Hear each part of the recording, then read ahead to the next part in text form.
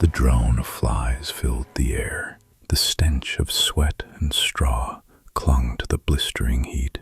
And there she was, a young woman, barely 22, bound to a jagged wooden post inside a half-collapsed mule barn on the edge of Abilene, Kansas. Her wrists were tied so brutally tight that the rope carved into her flesh, blood seeping in lines across her arms beneath the punishing sun. One eye swollen shut, her cheek red from a slap that still stung, her pale cotton dress ripped wide at the shoulder and hip. She had been beaten, left there like livestock. The Kansas summer of 1892 was merciless.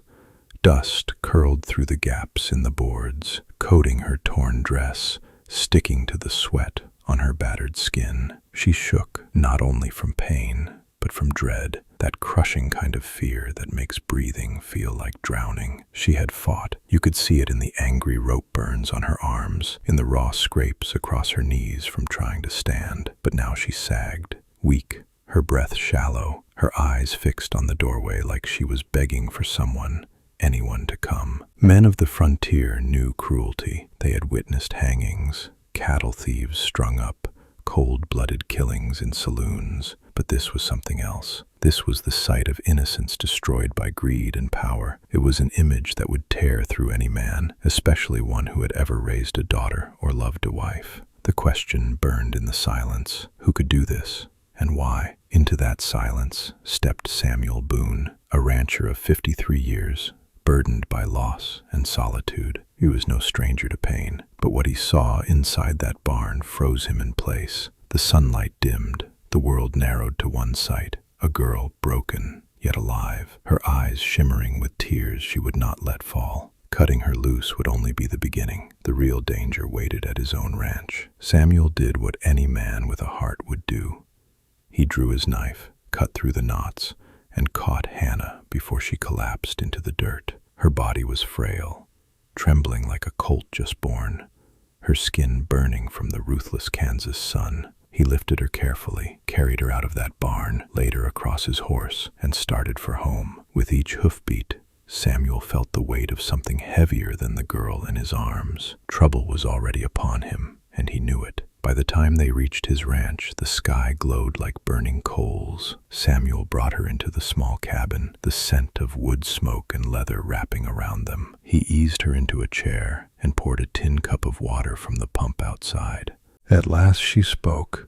Her name was Hannah Ward. She was the daughter of a landowner up in Clay County. Her father's fields stretched wide and green, land that had caught the eye of a man named Thatcher. Thatcher was a man of wealth and fury, the sort who believed money could purchase anything. Hannah's father had told him no. Thatcher, not accustomed to denial, sent his men to force the answer otherwise. They had taken Hannah, tied her, beaten her, left her to rot. She was never the true target. She was leverage, a pawn in a greater game, to crush her father and steal his land. Samuel listened in silence, his jaw set like stone. He had known men like Thatcher his whole life, men who twisted the law, who built empires from fear. But he also knew this land, this Kansas dirt, and he knew when it was worth standing tall. The thought of Hannah's father forced to bow, with Hannah used as bait, sickened him. Hannah's eyes found his across the table. They were weary, bruised, swollen, but inside them glimmered a spark. She had endured horrors no girl her age should, yet she was not shattered. Samuel felt it then. By saving her, he had stepped into a storm greater than himself, and there was no path back. And as the lanterns flickered low in that cabin, the sound of footsteps outside told Samuel the storm was already at his door. The night was too quiet, quieter than Kansas ever was. Samuel knew the noises of his land, the call of coyotes, the lowing of cattle, the groan of his windmill. But what he heard now was different. Slow boots in the dirt. Someone outside. His hand moved to the old Colt resting on the table. The door creaked open, Marcus Doyle stood there, crooked grin, eyes full of cruelty, one of Thatcher's men, the kind who never asked questions, just tied knots and swung fists. Hannah gasped at the sight of him, her whole body stiffening as though the ropes bound her again. Marcus leaned on the doorway, casual as if he belonged. He told Samuel he had come for the girl, plain, as though she were cattle to be herded back. Samuel rose, jaw clenched, the Colt steady in his grip, the silence stretched, thick like thunder waiting to break. Then Hannah broke it. Her voice was raw but sharp, shouting a warning just as Marcus lunged. Samuel felt that old fire stirring in his chest. He had seen men ruined by power. But this time, it was different. This time his ranch, his home, his life were tied to the fate of this young woman. And if you want to follow deeper into this storm, don't miss when Thatcher himself steps into the light. Dawn crept slow across the plains, bleeding fire over the horizon. Samuel hadn't slept. He sat by the window, rifle across his knees, staring at the line where sky met earth. Hannah dozed in the chair by the fire, her face pale, but her spirit unbroken. The night had offered no peace, only the grim truth that worse was coming. Then he heard it. Hooves, not one, several, rolling like distant thunder. Samuel stood peering out. 3 riders approached the ranch, their shadows long in the rising sun. Each carried the swagger of men who knew they were feared. Hannah woke with a start when Samuel chambered around. She whispered his name, fear in her voice. But words were unnecessary. They both knew this moment was inevitable. Thatcher had sent more men. The riders dismounted, boots crunching hard against the dry ground. They carried torches and cans of kerosene, the kind that could turn a ranch into ash within minutes. One of them shouted for Samuel to hand over the girl. His tone was no request. It was a threat. Samuel stepped onto the porch, rifle steady, shadow long across the dirt.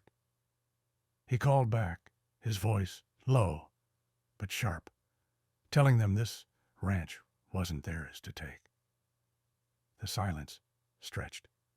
Then chaos erupted.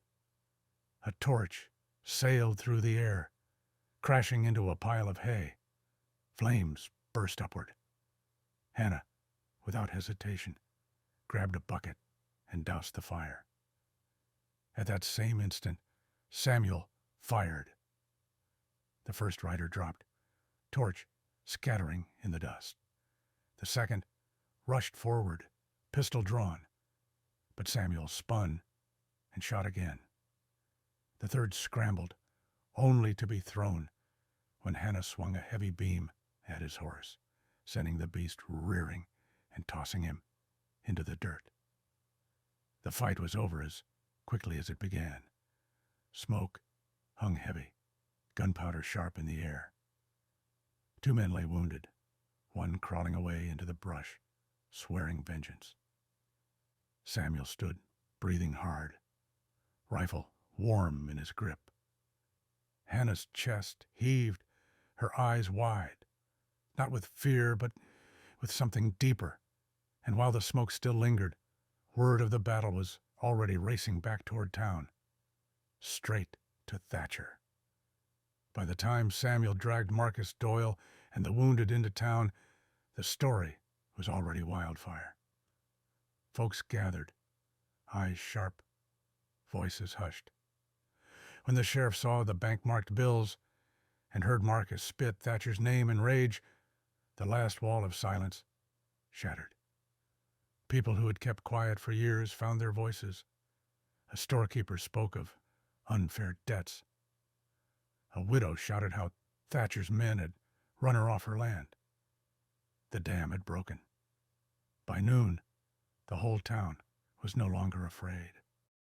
They marched together to Thatcher's grand house on the hill. He tried to lock the doors, tried to hide behind hired guns. But fear is a frail shield when truth is loose. Samuel stood with Hannah at the edge of the crowd, watching as those who once bowed their heads now stood tall. Thatcher was dragged down his own steps, his fine coat torn, his face pale. He shouted for order, for respect, but no one listened. On the frontier, justice didn't always come with a gavel. More often it came in the hands of ordinary men and women who'd had enough. That day, Thatcher lost everything: his power, his pride, and the fear he had ruled with. Only when the dust settled did William Ward arrive with his wagon. His face lined from sleepless nights, but his eyes lit when he saw Hannah. She ran into his arms, and the sight of father and daughter reunited made even the hardest ranchers blink back tears. William clasped Samuel's hand, gripping tight, a wordless thanks between two men who understood sacrifice. Then Hannah climbed onto the wagon. She turned, her gaze lingering on Samuel. Her eyes were soft, holding more than gratitude. Samuel tipped his hat, faint smile on his lips. He said nothing, but silence in that moment weighed heavier than words. Was it goodbye, or the beginning of something left unspoken? And maybe that's the lesson: that justice isn't bought with wealth, but forged in courage. That love doesn't always roar. Sometimes it waits in silence.